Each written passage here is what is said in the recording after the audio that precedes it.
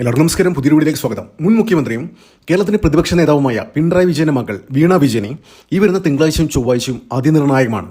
കാരണം എന്താണെന്ന് വെച്ച് കഴിഞ്ഞാൽ കഴിഞ്ഞ ആഴ്ചയാണ് ED വീണയെ ഏകദേശം 3 മണിക്കൂറോളം ചോദ്യം ചെയ്തത്. അപ്പോൾ ആ ചോദ്യം ചെയ്യുന്ന സമയത്ത് വീണ വിജയന്റെ തിരുവനന്തപുരത്തെ HDFC ബാങ്കിലുള്ള ലോക്കർ തുറന്ന് പരിശോധിച്ചു. അപ്പോൾ അതിന് കിട്ടിയ ഡോക്യുമെന്റ്സുകളൊക്കെ വെച്ചിട്ട് ED ചോദ്യം ചെയ്തു. അപ്പോൾ വളരെ നിർണായകമായ ഒരുപാട് വിവരങ്ങൾ, അതായത് പിണറായി വിജയനെ ബന്ധപ്പെട്ടതും കഴിഞ്ഞ 10 വർഷം പിണറായി വിജയൻ ചെയ്ത പല പല കാര്യങ്ങളും, വീണ വിജയന് വേണ്ടി ഫേവർ ചെയ്ത പല പല കാര്യങ്ങളും, അനധികൃത സമ്പാദ്യത്തിന്റെ കണക്കുകൾ പോലും അവിടെ ലഭിച്ചു എന്നാണ് പുറത്തുവരുന്ന റിപ്പോർട്ട്. അപ്പോൾ എന്തൊക്കെ ഡോക്യുമെന്റ്സ് ആണ്, എന്തൊക്കെ വിവരങ്ങളാണ് EDക്ക് ലഭിച്ചതെന്നുള്ള വ്യക്തമായ സ്പെസിഫിക് ആയിട്ടുള്ള കാര്യങ്ങൾ ഇതുവരെ പുറത്തു വന്നിട്ടില്ല. പക്ഷേ ഏകദേശം ഒരു രൂപം മാധ്യമങ്ങൾ തന്നെ പുറത്തു വിട്ടിട്ടുണ്ട്. അപ്പോൾ അത്തരത്തിലാണ് കാര്യങ്ങൾ, അതായത് ബാങ്കിലെ ഓഫീസേഴ്സും അത്തരത്തിലുള്ള കാര്യങ്ങളുമായി ബന്ധപ്പെട്ട് അവരുടെ വൃത്തങ്ങൾ തരുന്ന റിപ്പോർട്ട് പ്രകാരം ഇത്തരം ഇല്ലീഗലായിട്ട് നടന്ന പല ഡോക്യുമെൻറ്റ്സിൻ്റെ വിവരങ്ങളും അതിൽ നിന്ന് കിട്ടിയെന്നാണ് പുറത്തു വരുന്നത്. അപ്പോൾ ഇതുമായി ബന്ധപ്പെട്ട് വളരെ ഇൻട്രസ്റ്റിംഗ് ആയ മറ്റൊരു കാര്യം എന്താണെന്ന് വെച്ച് കഴിഞ്ഞാൽ, കുറച്ച് നാൾ മുന്നേ, ഏകദേശം 1.5 വർഷം മുന്നെയാണ് നമ്മുടെ BJPയുടെ സംസ്ഥാന വൈസ് പ്രസിഡന്റായ അഡ്വക്കേറ്റ് ഷോൺ ജോർജ് ഒരു കേസ് SFIO ഇൻവോൾവ് ചെയ്യിപ്പിച്ചിട്ട് ഒരു കേസ് മൂവ് ചെയ്തിരുന്നു. അതായത് കേന്ദ്ര കോർപ്പറേറ്റ് അഫയേഴ്സ് മിനിസ്ട്രിയുമായി ബന്ധപ്പെട്ടുള്ള ഒരു case, SFIO serious fraud investigation എന്ന് പറയുന്ന ആ ഒരു അന്വേഷണം ഈ CMRലും വീണയുടെ കമ്പനിയായ എക്സാലോജിക്കും തമ്മിലുള്ള ഡീല് അന്വേഷിച്ചിരുന്നു. അപ്പോൾ അതിൽ നിന്ന് ഒരുപാട് തെളിവുകൾ SFIOക്ക് ലഭിച്ചിരുന്നു. ആ SFIOക്ക് ലഭിച്ച തെളിവുകളും ഇപ്പോൾ വീണയുടെ തിരുവനന്തപുരത്തെ HDFC ബാങ്കിൽ നിന്ന് ലഭിച്ച EDക്ക് ലഭിച്ച ഡോക്യുമെന്റ്സുകളൊക്കെ കൂട്ടിച്ചേർത്ത്, അതായത് രണ്ടും കൂടി മാച്ച് ചെയ്തിട്ട് ഒരു ചോദ്യം ചെയ്യൽ ഉണ്ടാകും എന്നാണ് പുറത്തുവരുന്ന ഏറ്റവും പുതിയ റിപ്പോർട്ട്. അങ്ങനെയാണെങ്കിൽ ED ഈ വരുന്ന തിങ്കളാഴ്ച മറ്റന്നാൾ ഒരു സമൻസ് അയക്കും. വീണയ്ക്ക് സമൻസ് അയച്ചിട്ട് ചൊവ്വാഴ്ച ഹാജരാകാൻ പറയും. അപ്പോൾ ഈ രണ്ട് SFIയുടെ പക്കലുള്ള ഡീറ്റെയിൽസും EDക്ക് ലഭിച്ച ഡീറ്റെയിൽസും വെച്ചിട്ടായിരിക്കും പിന്നീട് ചോദ്യം ചെയ്യൽ ഉണ്ടാകുക. അപ്പോൾ എന്തെങ്കിലും വൈരുദ്ധ്യം വന്നു കഴിഞ്ഞാൽ പണി പാളുന്നുള്ള കാര്യത്തിൽ ഒരു സംശയമില്ല. ഇപ്പോൾ തന്നെ EDയുടെ പല ചോദ്യങ്ങൾക്കും ഉത്തരം നൽകാൻ പറ്റാതെ വിഷമിച്ചിരിക്കുകയാണ് വീണ വിജയൻ. കാരണം വെച്ചാൽ ആ ഒരു വീണ വിജയൻ എന്ന് പറയുന്ന ശ്രീ പിണറായി വിജയൻ്റെ മകൾ കുറച്ച് കാണും തന്നെ അറിയാം, കുറച്ച് ഇന്നസെൻ്റ് ആണെന്ന്. EDയുടെ ഡാറ്റ വെച്ചിട്ടുള്ള ചോദ്യങ്ങൾക്ക് ഒന്നും കറക്റ്റായിട്ട് ഉത്തരം നൽകാൻ കഴിയാതെ ബുദ്ധിമുട്ടി EDയുടെ മുന്നിൽ പൊട്ടിക്കരഞ്ഞു എന്നുള്ളൊരു വാർത്തയാണ് കഴിഞ്ഞ ദിവസം പുറത്തു വന്നത്. അപ്പോൾ അത് അവിടെ ഇരിക്കട്ടെ. ഇപ്പോൾ ഇതിൽ നിന്ന് വരുന്ന ഇൻട്രസ്റ്റിംഗ് ആയ വാർത്ത എന്താണെന്ന് വെച്ച് കഴിഞ്ഞാൽ, ഈ വീണ വിജയന് വിദേശത്ത് പ്രത്യേകിച്ച് അറബ് രാജ്യങ്ങൾ UAEയിലൊക്കെ അവിടെ ബാങ്ക് അക്കൗണ്ട് ഉണ്ട്, അത്തരം കാര്യങ്ങളൊക്കെ അവിടെ പല പല ബിസിനസ്സിൽ ഇൻവെസ്റ്റ്മെൻ്റ് ഉണ്ട്. അപ്പോൾ അത്തരം കാര്യങ്ങളിൽ ഇൻവെസ്റ്റ് ചെയ്ത ക്യാഷ് ഇവിടുന്ന് അഴിമതി നടത്തിയ പിണറായി വിജയൻ കഴിഞ്ഞ 10 വർഷം കേരള മുഖ്യമന്ത്രി ആയിരിക്കുമ്പോൾ അഴിമതി നടത്തി കിട്ടിയ പണം കൊണ്ടാണോ ഈ ദുബായിലൊക്കെ ബിസിനസ് നടത്തുന്നതെന്നുള്ള ഒരു അന്വേഷണമായിരിക്കും ഇനി നടക്കാൻ പോകുന്നത്. അപ്പോൾ അങ്ങനെ നടന്നാൽ അത്തരത്തിലുള്ള തെളിവുകൾ EDയുടെയും SFIയുടെ പക്കലുള്ള സ്ഥിതിക്ക് അത്തരത്തിലുള്ള കാര്യങ്ങളൊക്കെ തെളിഞ്ഞു കഴിഞ്ഞാൽ എന്താണ് ഉണ്ടാകാൻ പോകുന്നത് അറിയോ? അപ്പോൾ ഏകദേശം ഈ മാധ്യമങ്ങളിൽ ചില ഗോസിപ്പുകളൊക്കെ വരുന്ന ഒരു റിപ്പോർട്ട് പ്രകാരം വീണ വിജയൻ ഏകദേശം 1,500 കോടി രൂപയുടെ മുകളിൽ ഇൻവെസ്റ്റ്മെൻറ്റ് ദുബായിൽ തന്നെ ഉണ്ട് എന്നാണ്. അതായത് ഡയറക്റ്റ് ആയിരിക്കില്ല, ചിലപ്പോൾ പിണറായിയുടെ ബിനാമിയോ ഇവരാരെങ്കിലും ബിനാമി ആയിരിക്കും. അങ്ങനെയാണെങ്കിൽ ഇവിടെ ഉണ്ടാകാൻ പോകുന്നത്, അതായത് മുൻകാലങ്ങളിൽ സംഭവിച്ച മാതിരിയുള്ള ഒരു അന്വേഷണമല്ല ഇപ്പോൾ നടന്നുകൊണ്ടിരിക്കുന്നത്. മുമ്പ് CPM പിണറായി വിജയൻ അധികാരത്തിലിരിക്കുന്ന സമയത്ത് പോലും SFIക്ക് മുന്നിൽ വീണ വിജയൻ ഹാജരായിരുന്നു. അപ്പോൾ ഒരു സോഫ്റ്റ് കോർണറായിരുന്നു ED ആയാലും SFIO ആയാലും വീണ വിജയനോടും പിണറായി വിജയനും കാണിച്ചുകൊണ്ടിരിക്കുന്നത്. അപ്പോൾ ഭരണത്തിൽ നിന്ന് പോയ ഉടനെ തന്നെ പൊടുന്നനെ ഈ സെൻട്രൽ ഏജൻസികൾക്കൊക്കെ, ഇൻവെസ്റ്റിഗേഷൻ ഏജൻസികൾക്ക് ഈ പിണറായി വിജയനോട് മുമ്പ് ഉണ്ടായ മമത ഇപ്പോഴും ഇല്ല. ഇപ്പോൾ ഏത് വിധേനയും ഇവരെ അകത്താക്കാന്നില്ല. അതായത് ഇവർ ചെയ്ത തെറ്റ് ചെയ്തിട്ടുണ്ടെങ്കിൽ ഇവർ ഒന്നടങ്കം പൂട്ടുക, സാമ്പത്തിക കുറ്റകൃത്യങ്ങൾ ചെയ്തിട്ടുണ്ടെങ്കിൽ അത് പിടിച്ചെടുക്കുക, അങ്ങനെ ഉണ്ടാക്കിയ മുതലുകളൊക്കെ പിടിച്ചെടുക്കുക, അത്തരം കാര്യങ്ങൾ പോയിക്കൊണ്ടിരിക്കുന്നത്. അപ്പോൾ ഇവിടെ ഉണ്ടാകാൻ പോകുന്ന ഏറ്റവും ഇൻട്രസ്റ്റിംഗ് ആയിട്ടുള്ള കാര്യം എന്ന് വെച്ച് കഴിഞ്ഞാൽ, ഈ കേസ് തെളിഞ്ഞു കഴിഞ്ഞാൽ ഈ SFIയും EDക്കും അത്തരത്തിലൊരു കാര്യങ്ങൾ ലഭിച്ചു കഴിഞ്ഞാൽ, അതായത് ഈ വീണയുടെ വിദേശത്തിൽ നിന്നുള്ള സോഴ്സ് ലഭിച്ചു കഴിഞ്ഞാൽ അത് മൊത്തം പിടിച്ചെടുക്കാൻ, അതായത് ഇന്ത്യ ഗവൺമെൻറ്റിനെ അറ്റാച്ച് ചെയ്യാൻ പറ്റുന്ന ഒരു ലോ ഓൾറെഡി നമ്മുടെ രാജ്യത്ത് ഇന്ത്യയും UAEയും തമ്മിലുണ്ട്.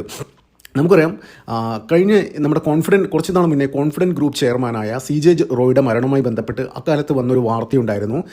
അതായത് ആരെങ്കിലും സാമ്പത്തിക കുറ്റകൃത്യം ചെയ്തു കഴിഞ്ഞാൽ, അതായത് ഇന്ത്യയിലായാലും UAEയിലായാലും, അപ്പോൾ പരസ്പരം അവരെ കൈമാറാനും അവരുടെ സ്വത്തുകൾ കണ്ടുകെട്ടാനുമുള്ള ഒരു ലോ നമ്മുടെ UAEയും ഇന്ത്യയും തമ്മിലുണ്ട്. അതായത് എന്ത് സാമ്പത്തിക കുറ്റകൃത്യം മാത്രമല്ല, ഈ കുറ്റവാളി എന്തെങ്കിലും കുറ്റം ചെയ്തിട്ട് അവിടെ നിൽക്കുന്ന ആളാണെങ്കിലും അവർ പരസ്പരം കൈമാറാനുള്ള ഒരു ഡീല് നമ്മളും ഇന്ത്യ സർക്കാരും UAEയും തമ്മിലുണ്ട്. അപ്പോൾ അന്ന് തന്നെ ഈ CJ റോയ് എന്ന് പറയുന്ന വ്യക്തി ദുബായിൽ ഇൻവെസ്റ്റ് ചെയ്തത് കള്ളപ്പണമാണ്. അതായത് വലിയ രീതിയിലുള്ള, ലോകത്തെ തന്നെ വലിയ രീതിയിൽ റിയൽ എസ്റ്റേറ്റ് ഭീമന്മാരോട് കിടപിടിക്കുന്ന രീതിയിൽ അവരെ വെല്ലുവിളിച്ചുകൊണ്ട് അവരൊരു കോമ്പറ്റീറ്ററായിട്ട് കണ്ടുകൊണ്ട് വലിയ രീതിയിൽ ഇൻവെസ്റ്റ്മെൻറ്റ് CJ റോയ് ദുബായിൽ നടത്തിയിരുന്നു. അപ്പോൾ അതിൻ്റെ സ്രോതസ് അന്വേഷിച്ചപ്പോഴാണ് അതിൽ പല പൊരുത്തക്കേടുകളും കണ്ടു. അപ്പോൾ അവർ പറഞ്ഞെന്താണെന്ന് വെച്ച് കഴിഞ്ഞാൽ, ഈ CJ റോയ് തന്നെ ദുബായ് സർക്കാരിന് കൊടുത്ത റിപ്പോർട്ട് അഫിഡവിറ്റ് പ്രകാരം ഇന്ത്യയിൽ ചെയ്ത ലാഭം വെച്ചിട്ടാണ്, ഇന്ത്യയിൽ ബിസിനസ് ചെയ്ത് കിട്ടിയ ലാഭം വെച്ചിട്ടാണ് ഞങ്ങൾ ഇവിടെ ബിസിനസ് ചെയ്യുന്നത് എന്നാണ്. പക്ഷേ India government officially UAE government, അപ്പോൾ അവർക്ക് സംശയം തോന്നി, അവർ ഇന്ത്യ ഗവൺമെൻറ്റിനെ കോൺടാക്ട് ചെയ്തു. അപ്പോൾ ഇന്ത്യ ഗവൺമെൻറ് കൊടുത്ത റിപ്പോർട്ട് പ്രകാരം അവർക്ക് ഏകദേശം കഴിഞ്ഞ 5 വർഷക്കാലം അവർക്ക് മാക്സിമം 600-1000 കോടിയുടെ 1000 കോടിക്കടുത്ത് താഴെ മാത്രമേ അവർക്ക് ലാഭം ഉണ്ടായത് എന്നാണ് ഇന്ത്യ ഗവൺമെൻറ് കൊടുത്ത മറുപടി. അപ്പോൾ അങ്ങനെ ആ ഒരു സമയത്ത് ഒരു ഇതുണ്ടായിരുന്നു, ഇൻ കേസ് എന്തെങ്കിലും ഉണ്ടെങ്കിൽ ഈ CJRയുടെ ഇന്ത്യയിലുള്ള പ്രോപ്പർട്ടി പോലും അറ്റാച്ച് ചെയ്യുന്ന രീതിയിൽ, അതായത് അവിടെ ലോസ് ഉണ്ടായിട്ടുണ്ടാവും, സർക്കാരിന് ലോസ് ഉണ്ടായിട്ടുണ്ടെങ്കിൽ ആ ലോസ് നികത്താൻ വേണ്ടിയിട്ട് ഇന്ത്യയിലുള്ള പല പല കാര്യങ്ങളും UAE സർക്കാരിന്, അതായത് ഇന്ത്യൻ സർക്കാർ വിട്ടിട്ട് ആ കാശ് UAE സർക്കാരിനെ, അതായത് അവർക്കുണ്ടായ നഷ്ടം നികത്താനുള്ള ഒരു നിയമമുണ്ട്. അപ്പോൾ സമാനമായ ഒരു സാഹചര്യം തന്നെയാണ് ഇവിടെയുള്ളത്. അതായത് സാമ്പത്തിക കുറ്റകൃത്യം നടത്തിയിട്ട് നമ്മൾ ഇവിടുന്ന് എന്തെങ്കിലും പണമോ ഇവിടുത്തെ നമ്മുടെ സർക്കാരിൻ്റെ ഭാഗമായിട്ട്, സർക്കാരിൻ്റെ, അതായത് കഴിഞ്ഞ 10 വർഷം പിണറായി വിജയൻ ഭരിക്കുന്ന സമയത്ത് ആ സ്വാധീനം ഉപയോഗിച്ച് അച്ഛൻ മുഖ്യമന്ത്രി എന്നുള്ള സ്വാധീനം ഉപയോഗിച്ച് ഉണ്ടാക്കിയ കാശ് ദുബായിൽ ഇൻവെസ്റ്റ് ചെയ്തിട്ടുണ്ടെങ്കിൽ അതിന് വ്യക്തമായ തെളിവുകൾ നമ്മുടെ SFIയുടെ EDയുടെ പക്കലുണ്ടെങ്കിൽ അത് അറ്റാച്ച് ചെയ്യാനുള്ള ഒരു ലോൺ നമ്മുടെ പക്കലുണ്ട്. ഒന്നും വേണ്ട, സർക്കാരിൻ്റെ ഒരു ലെറ്റർ മാത്രം മതി, അത് തെളിവുകളും കൊടുത്തു കഴിഞ്ഞ് കഴിഞ്ഞാൽ ഉടനടി അത് അറ്റാച്ച് ചെയ്തിട്ട് എത്ര കാശ് എത്രയാണെന്ന് വെച്ച് കഴിഞ്ഞാൽ അത് ഇന്ത്യൻ സർക്കാരിന് അറ്റാച്ച് ചെയ്യാൻ പറ്റും. അപ്പോൾ അത്തരത്തിലേക്കാണ് കാര്യങ്ങൾ നീങ്ങിക്കൊണ്ടിരിക്കുന്നത്. അപ്പോൾ എന്തുതന്നെയായാലും അതാണ് പറയുന്നത്, ഈ വരുന്ന തിങ്കളാഴ്ചയും ചൊവ്വാഴ്ചയും വീണ വിജയൻ എന്ന് പറയുന്ന മുൻ മുഖ്യമന്ത്രിയായ സർവാധിപനായ രാജാതിരാജനായി കഴിഞ്ഞ 10 വർഷം ഭരിച്ച പിണറായി വിജയൻ്റെ മകൾക്ക് അതിനിർണായകമാകുന്നത്. അപ്പോൾ ഇവിടെ SFIയുടെ പക്കൽ എന്തൊക്കെ ഡാറ്റകളുണ്ട്, EDക്ക് എന്തൊക്കെയാണ് ഈ ലോക്കറിൽ നിന്ന് കിട്ടിയത് എന്നുള്ള കാര്യങ്ങളെ ഡിപ്പെൻഡ് ചെയ്യും വീണ വിജയൻ്റെ ഭാവിയും പിണറായി വിജയൻ്റെ ഭാവിയൊക്കെ. അപ്പോൾ ഇത്തരത്തിൽ അങ്ങനെയുള്ള ഒരു നീക്കം EDയുടെ ഭാഗത്ത് നിന്ന്, ED SFIയുടെ ഭാഗത്ത് നിന്ന്, കേന്ദ്ര സർക്കാരിൻ്റെ ഭാഗത്ത് നിന്ന് ഉണ്ടായിക്കഴിഞ്ഞാൽ എന്താ സംഭവിക്കാൻ പോകുന്നത്?